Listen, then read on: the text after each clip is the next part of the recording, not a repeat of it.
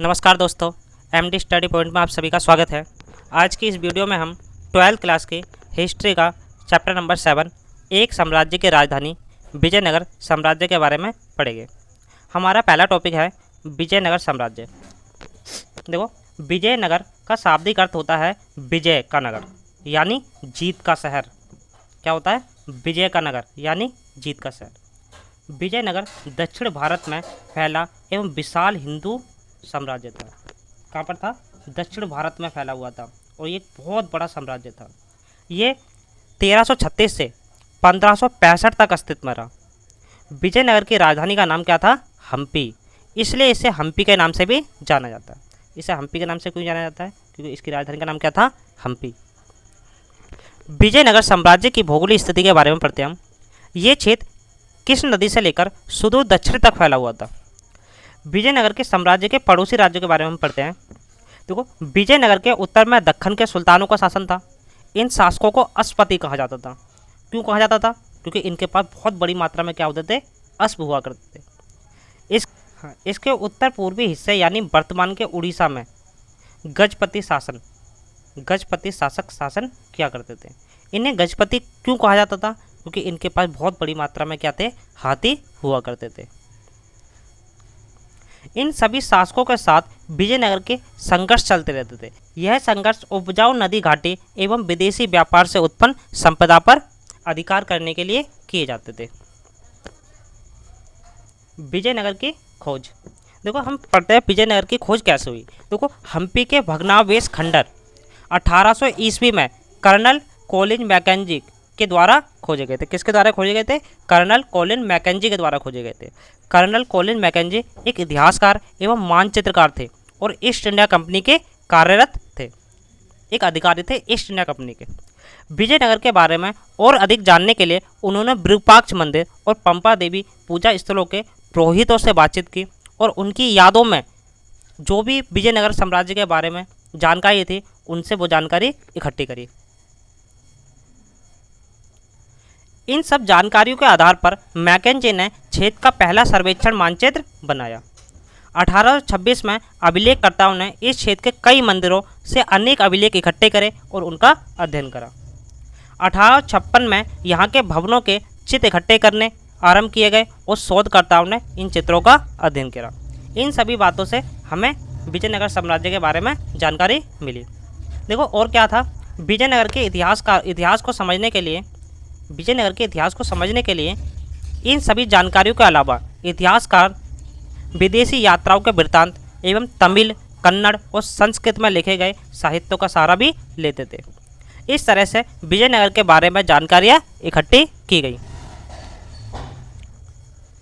हमारा अगला टॉपिक है कर्नल कॉलिन मैकेंजी।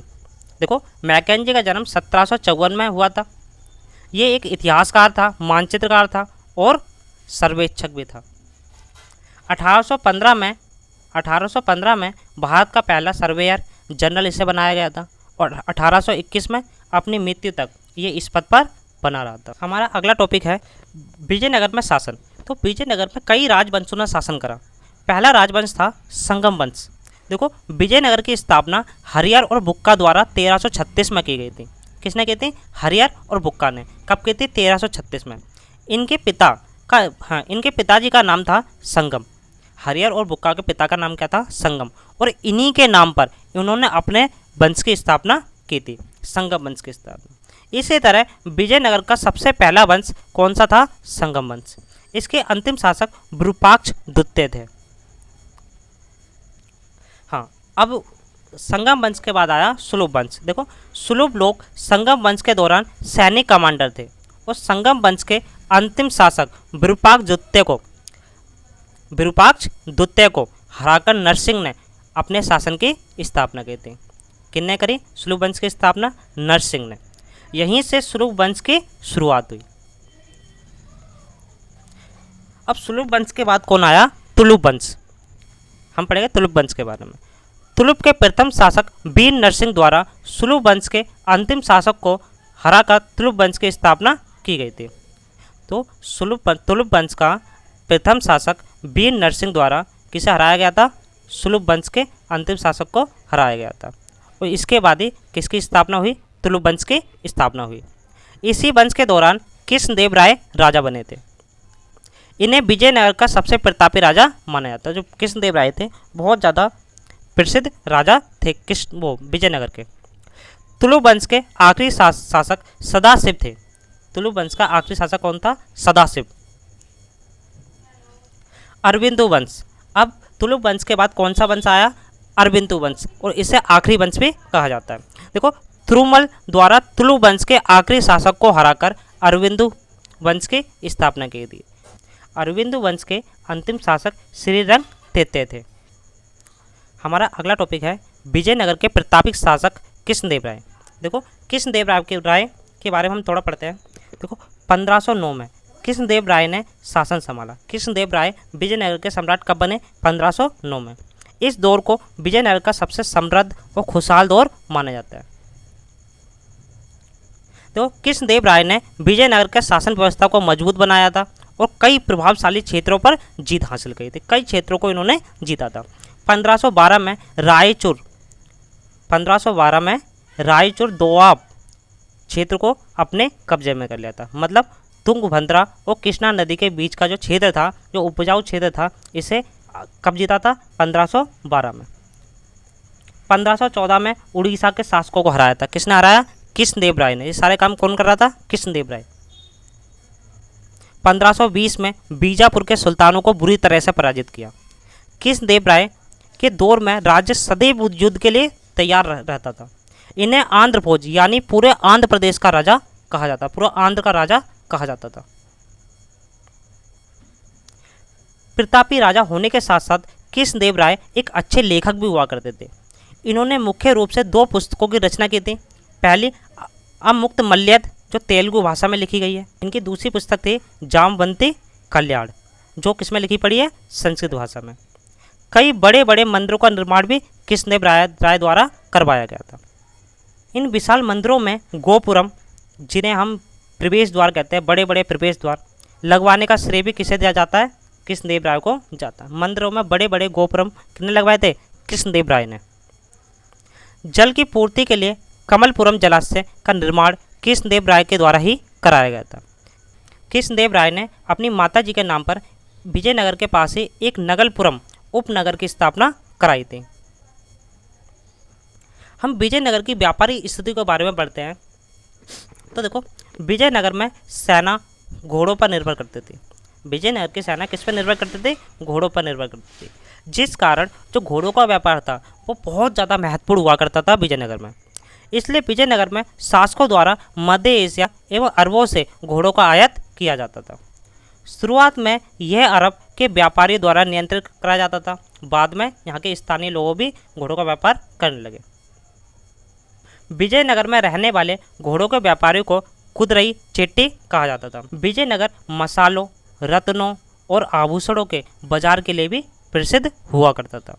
विजयनगर की जनता समृद्धि और महंगी विदेशी वस्तुओं की मांग करती थी। उच्च व्यापार के कारण राज्य को उच्च राजस्व प्राप्त होता था और इसी वजह से विजयनगर एक समृद्ध राज्य था। देखो, विजयनगर के जल प्रणाली के बारे में पढ़ते हैं। देखो, हमने पता है विजयनगर, वैसे तो विजयनगर क्षेत्र चारों तरफ से नदियों से घिरा हुआ था, परंतु मुख्य राजधानी विजयनगर जल स्रोतों से बहुत ज़्यादा दूर थी। जल की उपलब्धता यहाँ पर कैसे होती थी उसके बारे में पढ़ेंगे। तो वो विजयनगर के पास तुंगभद्रा प्राकृतिक कुंड का निर्माण करती थी और इसी जल कुंड से विजयनगर में पानी पहुँचाया जाता था।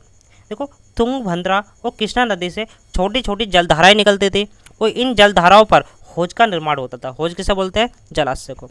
इन बांधों से पानी को मानव निर्मित जलाशयों की ओर ले जाया जाता था और जलाशयों को क्या कहते थे? हौज कहा जाता था। देखो, विजयनगर में कमलापुरम जलाशय सबसे महत्वपूर्ण जलाशय हुआ करता था, सबसे महत्वपूर्ण हौज हुआ करता था। इसी के साथ साथ कई छोटी छोटी नहरों का भी निर्माण कराया गया था। हौजों के साथ साथ कई सारी छोटी छोटी नहरें भी बनाई गई थी जो विजयनगर के अलग अलग क्षेत्रों में पानी की पूर्ति किया करती थी। इनमें सबसे महत्वपूर्ण जो नहर थी उसका नाम क्या था? हीरिया नहर। देखो, नहरों द्वारा राज्य में खेती की सिंचाई की जाती थी और सामान्य जनता तक पानी पहुंचाया जाता था। तो विजयनगर के स्थापत्य कला के बारे में पढ़ेंगे हम। विजयनगर के मुख्य प्रशासनिक केंद्र दक्षिणी भाग में स्थित थे। विजयनगर के जो मुख्य प्रशासनिक क्षेत्र थे, केंद्र थे, वो कहाँ पर स्थित थे? दक्षिणी हिस्से में। यहीं से सभी प्रशासन संबंधी कार्य भी किए जाते थे। इस क्षेत्र में लगभग 60 से अधिक मंदिर मिले हैं जो राजाओं की धार्मिक रुचि को दर्शाते हैं। इसी क्षेत्र में एक विशाल संरचना पाई गई है जिसे राजा का भवन कहा जाता था। यहाँ पर 2 प्रभावशाली मंच मिले हैं। पहला सभा मंडप, दूसरा महानवी डब्बा। सभा मंडप के बारे में पढ़ेंगे। ये एक ऊंचा मंडप हुआ करता था जो चारों तरफ से दोहरी दीवारों से घिरा हुआ था। इसके बीच में एक गली थी। इसके बीच में कई सारे स्तंभ भी पाए गए हैं और इन स्तंभों पर इस मंच की दूसरी मंजिल टिकी हुई थी। दूसरी मंजिल पर जाने के लिए सीढ़ियाँ बनी हुई थी। हाँ, इसमें सभी स्तंभ बहुत पास पास है, इसलिए इनके बीच में बहुत कम खुला स्थान बचता था। कम जगह होने की वजह से इतिहासकार इस मंडप के कार्य को नहीं समझ पाए, क्योंकि स्तंभों के बीच यह जगह बैठने या किसी भी प्रकार की सभा करने के लिए उपयुक्त नहीं थी। हमारा अगला टॉपिक है महानवी डब्बा। देखो, महानवी डब्बा एक विशालकाय मंच है। ये 11,000 वर्ग फीट क्षेत्र में फैला हुआ था। इसकी ऊंचाई लगभग 40 फीट थी। इस मंच के आधार पर कुछ बहुत सुंदर चित्र मिले हैं। इन चित्रों से पहचाना गया है इस पर बड़े बड़े मेलों का आयोजन किया जाता था। मुख्य रूप से हिंदू त्योहारों जैसे दशहरा, दुर्गा पूजा आदि पर इन मेलों का आयोजन किया जाता था। इस अवसर पर धर्म अनुष्ठान किए जाते थे। काफ़ी सारी प्रतियोगिताएं कराए जाते थे, जिनमें से मूर्तियों की पूजा भी की जाती थी। यहाँ पर जानवरों की बलि भी दी जाती थी। राज्यों के अश्व की पूजा भी की जाती थी।